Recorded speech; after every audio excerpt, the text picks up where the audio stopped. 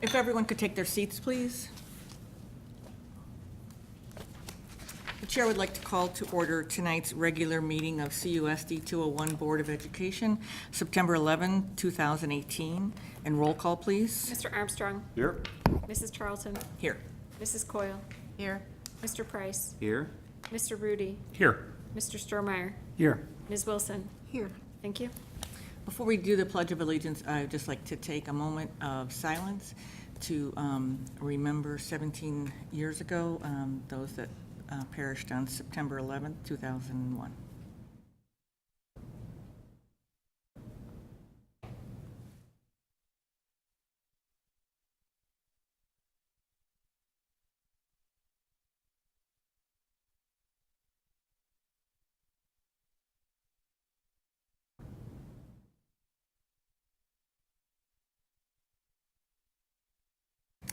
We'll do the Pledge of Allegiance.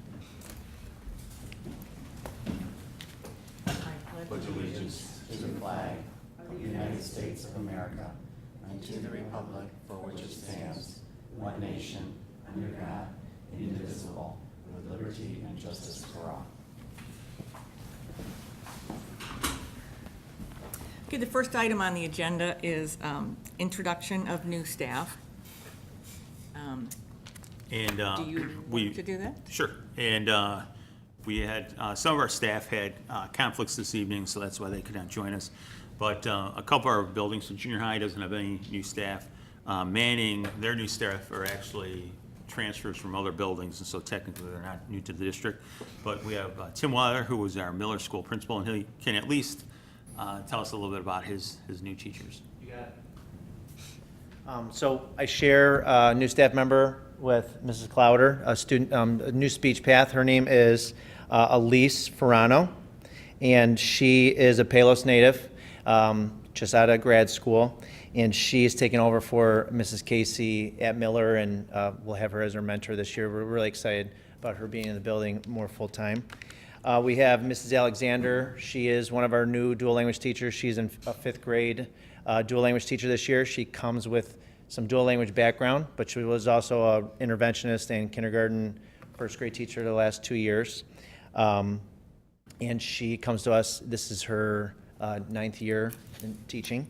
And then we have third grade dual language teacher, Mrs. Lupe Garcia. She comes from Berwyn-Cicero area. She was a first grade dual language teacher with some experience as well, trained in the from the gurus of dual language in the state of Illinois.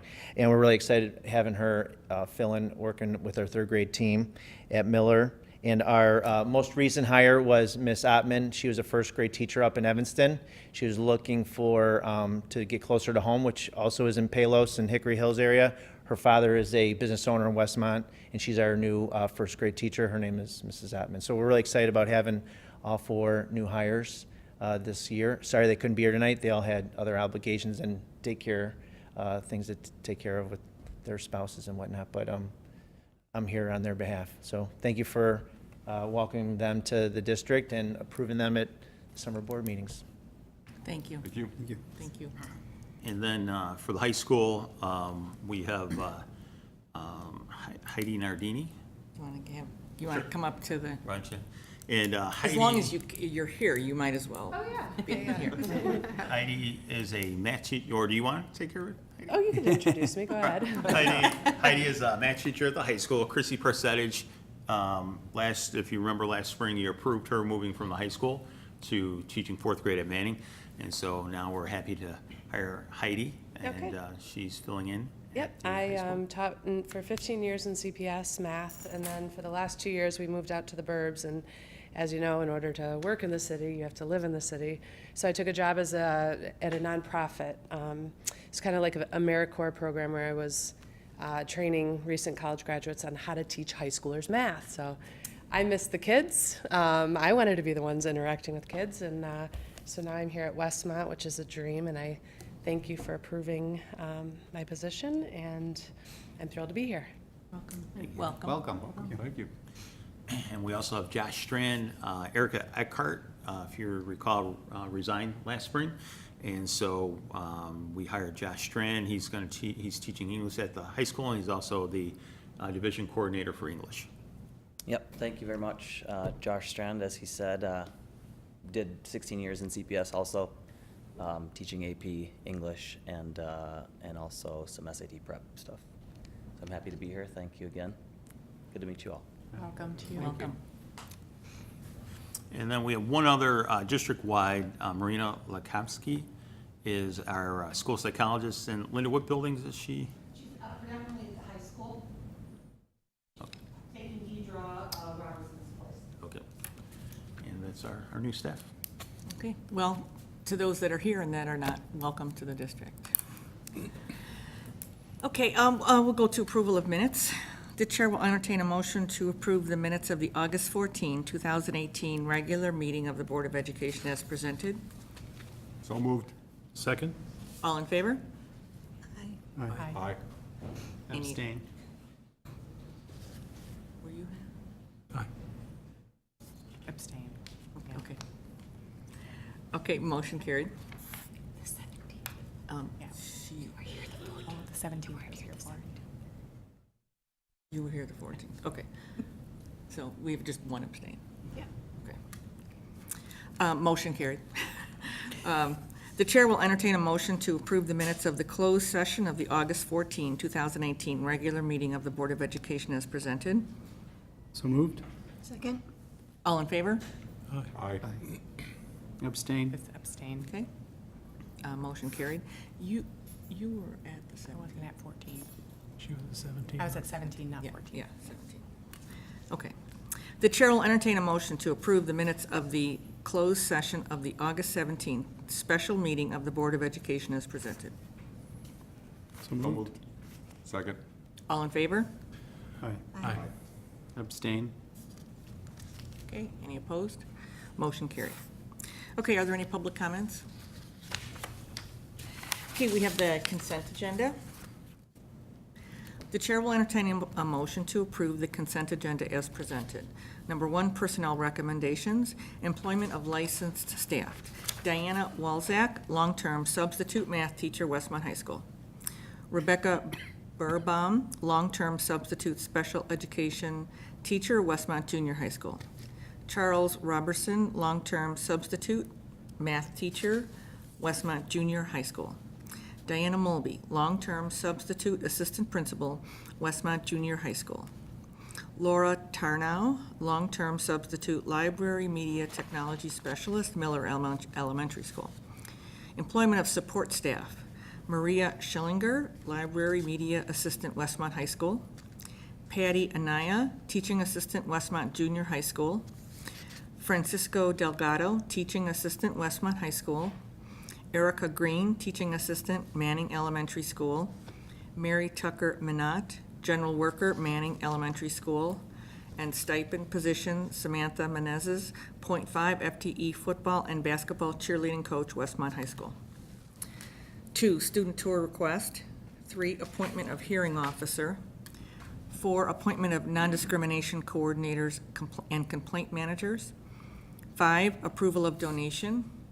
6, Vanguard Energy Services contract. And 7, approval of additional August 2018 expenditure report. So moved? Second. Roll call, please. Mr. Stromeyer? Yes. Ms. Wilson? Yes. Mr. Armstrong? Yes. Mrs. Coyle? Yes. Mr. Price? Yes. Mr. Rudy? Yes. Mrs. Charlton? Yes. Thank you. Okay, for discussion and information, the first item is the crisis plan. And each year, we share with the board, the district crisis plan for different events that may occur. And just that you know the process, every summer, the administrative team, we sit down with representatives from the Westmont Police Department, Fire Department, and review the previous year's emergency drills and the district's response. And then we have a discussion about areas that we can get better at and things that are going well with our drills. And then ultimately, then we take a look at our various drills and our various plans and tweak those and make some changes. And so attached for the board's review, you have our quick reference guide for the various crises that may occur. Then also, if we have an incident regarding busing, And then you have the form that we are required to submit to the ROE at the end of the year, confirming that we've had all of our drills. And now, these are not viewable by the public because obviously, part of the crisis plan is, maintaining a level of security. And so that's why we share it with the board. Our staff obviously is aware of it, the admin team, but we really don't publicize it. But if you have any questions, you can contact me or Kevin Weck at the high school, and we'd be happy to answer any of your questions. Kevin, can we see that the school bus is updated with the proper, we still have Septran listed? Okay. Changed, I know it's assets changed to Sunrise. Right. Yep, we will do that. Okay, any other comments or questions? All right, then we will move on to presentation of monthly financial statements. The June 2018 financial statements are attached. The district received $315,000 from the state during the month of June. $120,000 of that was for general state aid. And then the state has vouchered $243,000 of FY18 payments that were not released by June 30th, which represents the fourth quarter mandated categoricals. The district received 2 installments of the 2017 tax levy in the amount of $11.6 million during the month of June. So total property taxes collected for the 2017 levy are $12.3 million, which represents a 52.69% collection rate. So the last 2 years were 50.88 and 50.61 respectively. And if you recall from earlier in the year, tax legislation had changed, so it caused people to pay their property taxes early. So we received a distribution in May. So overall, on a cash basis, we received an additional $427,000 of tax revenue in fiscal year 18 that normally would have been received in fiscal year 19. In the ed and tort funds, revenues are higher than the prior year average, and again, because 2 of the contributing factors are the tax collections, and then we also received interest income that was much greater than anticipated because of the higher returns on our investments. And then there are $123,000 of FY19 payments vouchered but not released. And then in the O&M fund, revenues are higher than the prior year average. Again, tax collections and investment returns are contributing factors to that. And then in the transportation fund, the revenues fluctuate year to year based on the timing of state payments. So we received the fourth quarter FY17 mandated categoricals in FY18, and the receipt of the tax collections greater than normal are contributing factors. And then we received $119,000 of fiscal year 18 payments during the month of June, and the state has vouchered just about $120,000 that were not released.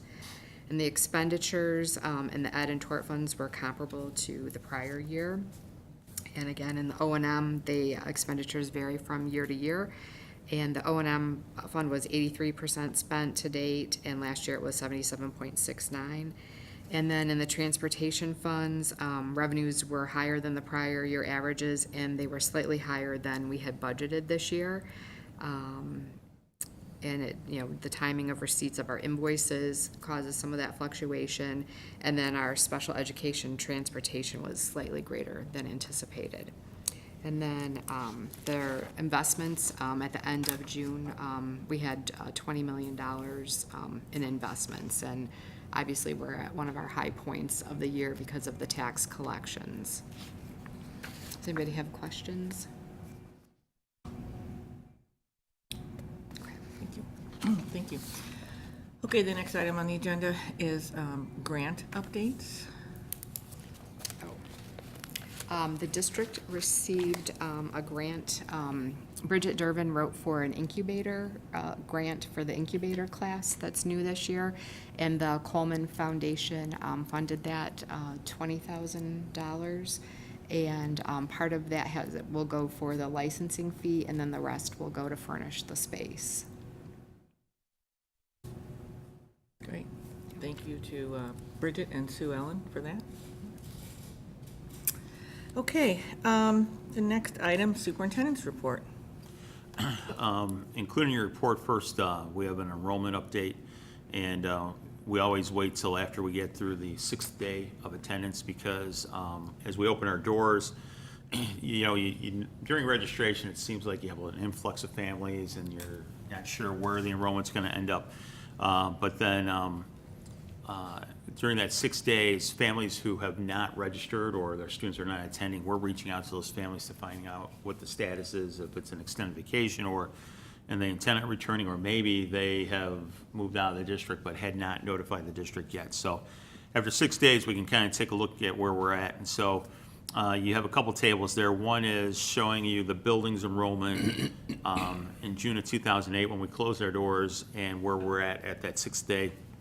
And South is always, we were at 63 at the end of the year, 38, but they just went through their initial screening. So that number will be increasing, and we'll get up to the similar enrollment to what we had last year.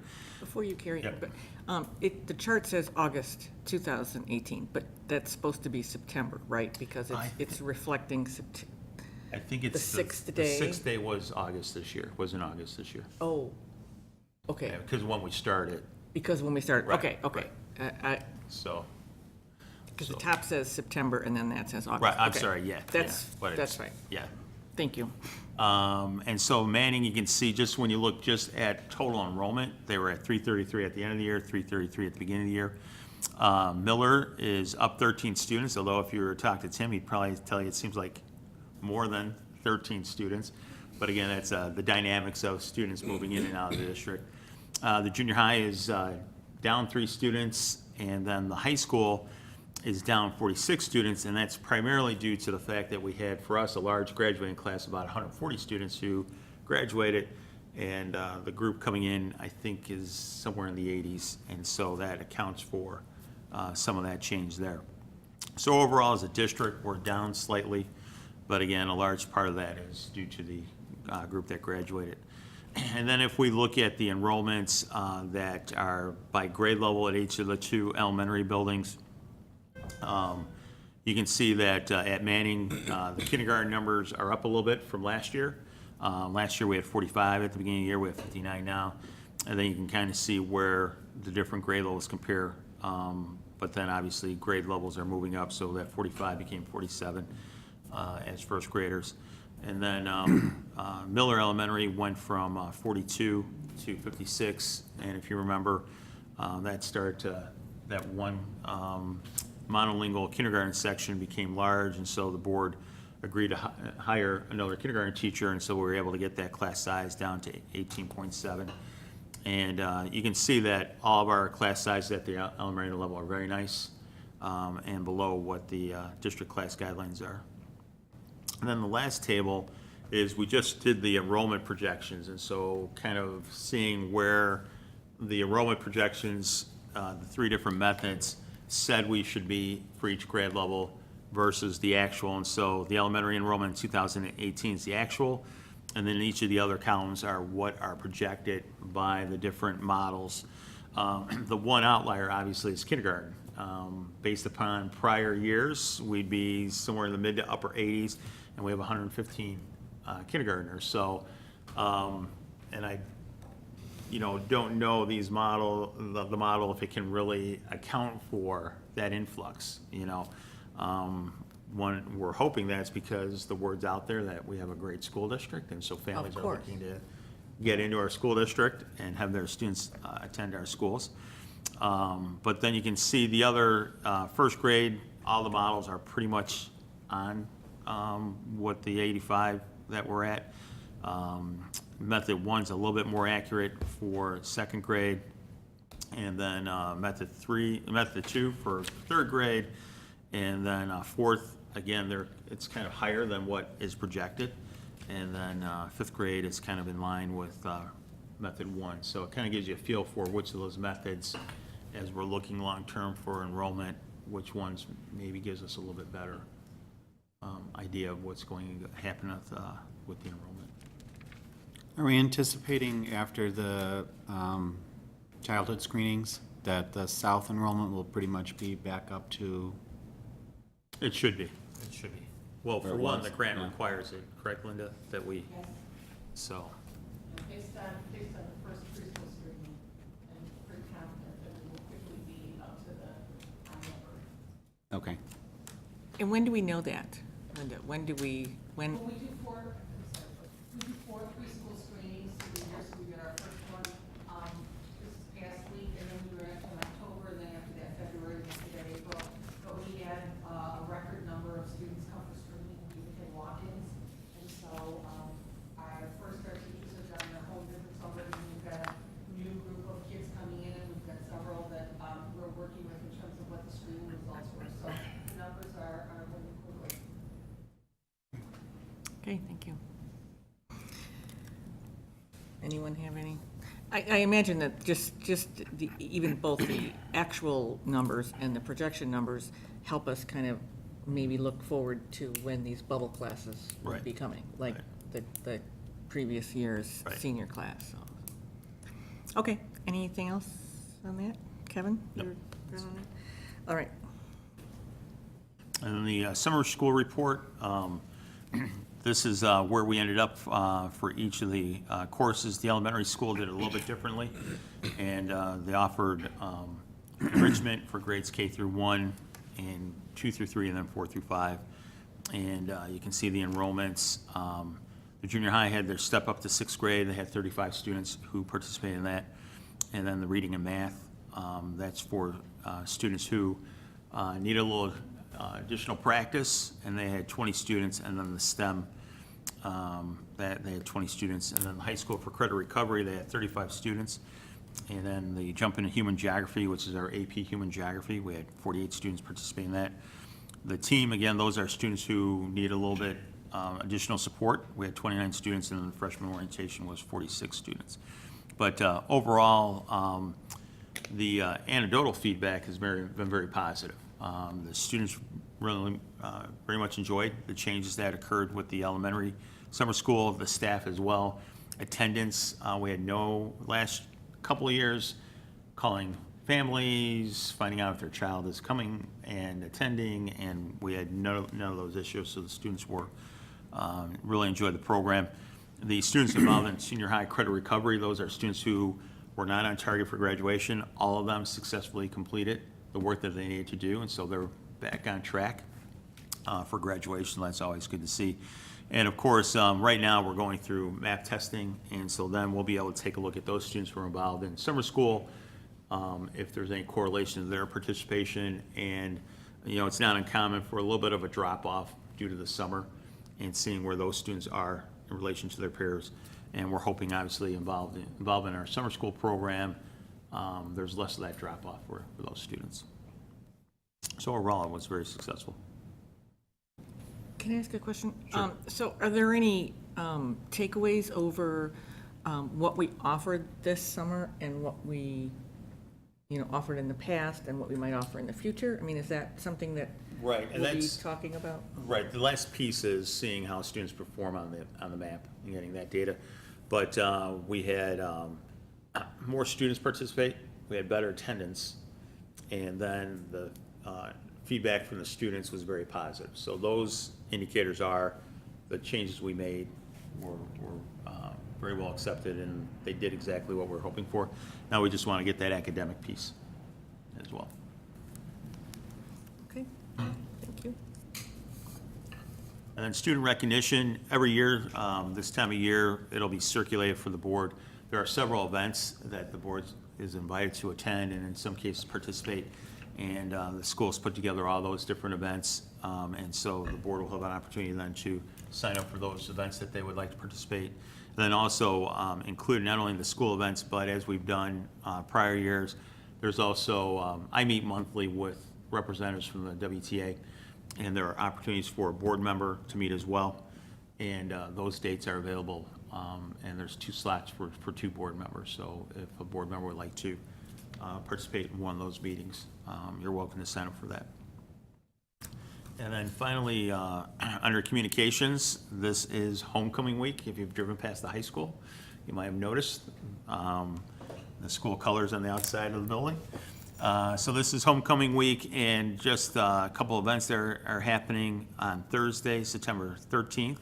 We have our homecoming parade, which will start at Naperville and Cass, and then we march south down Cass Avenue until we get to Burlington. And the parade starts at 6:30.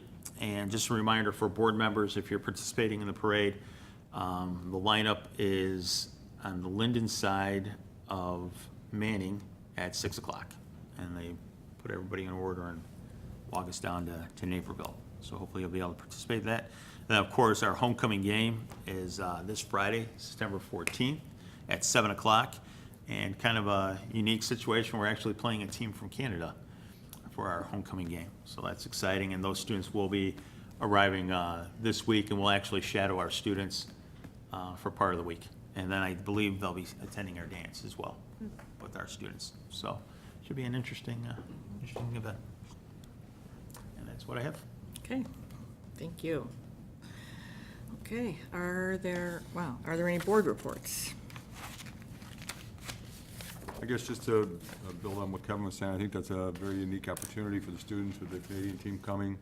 I think it's a very smart idea that we've included them into the class and shadow and things like that. So I hope they have a great visit when they're here. Having talked to some of the high school students, they're excited to see them, like when the students were here from Germany and from Taiwan and that, so it'll be interesting. Okay, any other board reports? Okay, then, are there any public comments? Okay, future meetings and events. Again, the homecoming parade is Thursday. It starts at 6:30 at downtown Westmont. College Information and Financial Aid Night, September 20th at 6:30 at Westmont High School. The second annual Citizen Science Expo, September 21st at 5:30 at Westmont High School. And the next school board meeting will be September 25th at 7 o'clock here at Westmont Village Hall. The chair will entertain a motion to enter closed session for the purpose of discussing personnel issues, student discipline, the superintendent's evaluation, and the sale or lease of property. So moved. Second. Roll call, please. Ms. Wilson? Yes. Mr. Armstrong? Yes? Mrs. Coyle? Yes. Mr. Price? Yes. Mr. Rudy? Yes. Mr. Stromeyer? Mrs. Charlton? Yes. Thank you. And there will not be a vote after close. Thank you.